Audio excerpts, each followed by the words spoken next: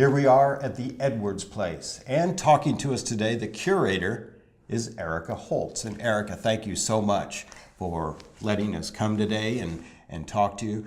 Can you tell me originally when was the house built and who was it built for? This house was built in 1833. This makes it the oldest house on its original foundation in Springfield. The original owner was a man named Thomas Hohen. He left some scandals behind him in New York. He actually left a wife and a child, married again in St. Louis, and came to Springfield to start his life over again as an established town doctor. He lived in the house for 10 years and then in 1843 sold it to Benjamin Edwards, and that's whom Benjamin Edwards Place got its name from. Benjamin was the youngest son of Ninian Edwards, the territorial governor of Illinois, and part of a very wealthy and powerful and aristocratic family. They were kind of the who's who of Springfield at that time. So as it goes with that, there were statesmen that walked these hallways. Absolutely. This was a social center of especially antebellum Springfield, but really throughout the 19th century, this was a social center of Springfield. Benjamin's brother Ninian was married to Mary Lincoln's sister, so that's our connection to the Lincoln family. That means that Lincoln and his wife were frequent visitors at this house to dinners and receptions and parties. Benjamin's law partner, John Todd Stewart, was also later became a congressman, earlier was a congressman. Pretty much anyone who was anyone passed through these doors, and we're talking about the major issues of the day, whether it was the Mexican War in the 1840s, the Civil War in the 1860s, the Indian Wars in the 1870s and 80s, all that was discussed, and maybe even a little bit of influence happened right here as people talked and came together. Now, it's really amazing. I mean, we look at the house today in 2013 and it's surrounded by a neighborhood. Now, it's not always been that way. When this house was first built, back in 1833, what did this area look like, and what would people see if they happened to bring their horse and carriage by? That's a great question. So this was north of the city limits and was sitting on a 14-acre property. So this would have felt like a country estate more than a townhouse. And especially after the house was remodeled to its current appearance in 1857, you would have, driven up a long tree-shaded alley and just seen this massive house sitting in the middle of this property. And it was meant to look imposing, and it would have been imposing. Now, as I look around, we're sitting in the dining room. Yes. Is that correct? Now, this is the room that has recently undergone the renovation. Yes, Tell us a little bit about that. Well, we are planning to restore the entire house to its mid-19th century appearance, and we've started in this room, and we're very fortunate that the fabric of the house is really intact. There haven't been any significant changes to the size or footprint of the house. Nobody's torn out the fireplaces or taken down the trim. All the good stuff is still here. All we need to do is return the wallpaper and carpeting and paint scheme to its original 19th century. How do you find that stuff out? I mean, how do you know what the original was? Well, unfortunately, when the Art Association took this house over, they took everything down to the plaster. So there aren't a whole lot of original scraps left here. They wanted an art gallery, not a historic house. So we have to go by what's appropriate to the time period. And we had a preservation architect come up with a furnishings and finishings plan for us.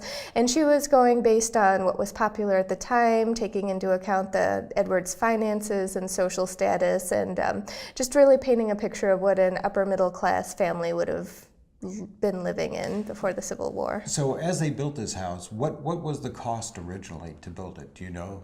I don't know the original cost. I know when it was sold in 1843, it was $4,000. Okay. And their addition that they put in on was $3,500. Wow, that's amazing considering what the prices are these days. Absolutely, but that was a handsome sum in that time. At that point, right. Yes. I mean, you just can't fathom that almost. So the Lincoln connection. You had mentioned that Mary Todd and Lincoln often frequented this house, and I believe there's actually a exhibit at the Abraham Lincoln Presidential Museum about Lincoln courting Mary Todd.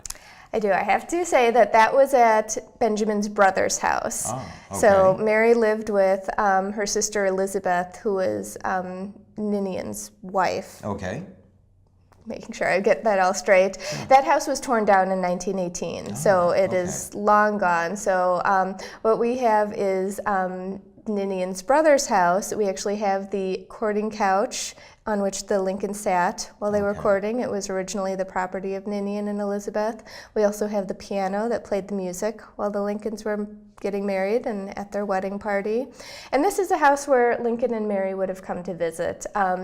Mary was one of the first people that Helen Edwards met when she came to town as a young bride in 1840. And she said that she could see that the sunshine in Mary's heart was reflected in her face, and they became fast friends and stayed friends the rest of their lives. So at this house we have to picture Abraham Lincoln coming to dinner with the judges and lawyers to call on his fellow attorney Benjamin Edwards, Mary Lincoln coming to pay a social call on her friend Helen, and both Lincolns attending these fabulous legislative parties that would happen here. When the legislature was in session, all the politicians would come to town, and it was an excuse for Springfield citizens to throw parties and be social and go visiting. How's it feel to be curator of such a historic place in Springfield? It's wonderful. There are always new things coming to light. We're always finding things literally coming out of the woodwork. We're finding new donations or objects that belong to the house. We're finding new things in the archives and manuscript record. It's like a big puzzle to figure out, and there's always something new to discover and then share with the public. Now, I'm assuming there's still tours that are going on. Absolutely. And can you tell us when those are and what days? Sure, those are Tuesdays through Saturdays from 11 to 2 on the hour. And in addition, we have a lot of special events. We have Victorian teas, we often have lectures, we have a Civil War ice cream social. We really do our best to try to bring the past to life here.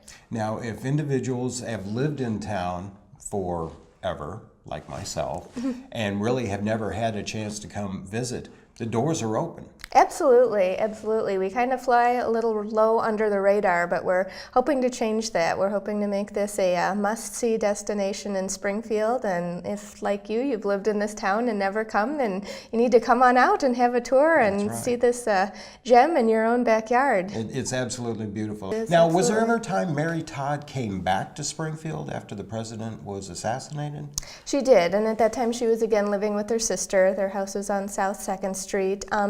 She came back twice, actually. After her insanity trial, she was released to her sister's care. And so she kind of got her feet under her. I think she was being social, she was seeing friends, she was doing okay. And then she came back one more time at the end of her life, and that was in 1882, about 3 months before she died. And basically by that point she was kind of a recluse, so she stayed in her sister's upstairs bedroom, and little kids would walk by and talk about the crazy woman that lived upstairs in the shuttered room. So she had a sad end to her story. Well, I really appreciate the time you've taken out and to correct me in some manners because I'm a little off key at some points here. But it's a common misperception. I'm happy to have the chance to do it. And so come out anytime. You said the hours are from Tuesday through Saturday. Tours are 11 to 2, and keep watching for the special events that we have as well. Again, Excellent. Thank you, Erika. I appreciate your time. Thanks so much. It's a pleasure. Please do come out and visit the Edwards place.